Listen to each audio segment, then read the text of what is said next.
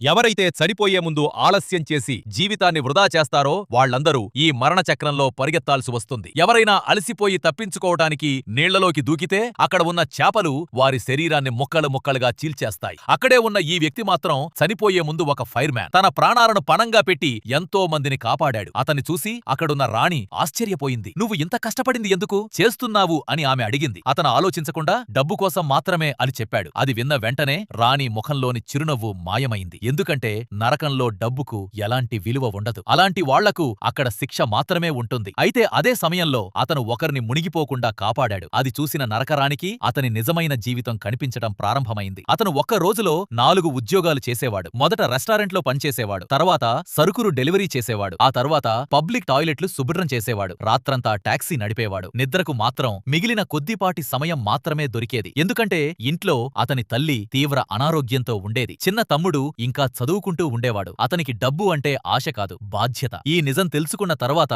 నరకరాణి అతన్ని శిక్ష నుంచి విముక్తి కలిగించింది.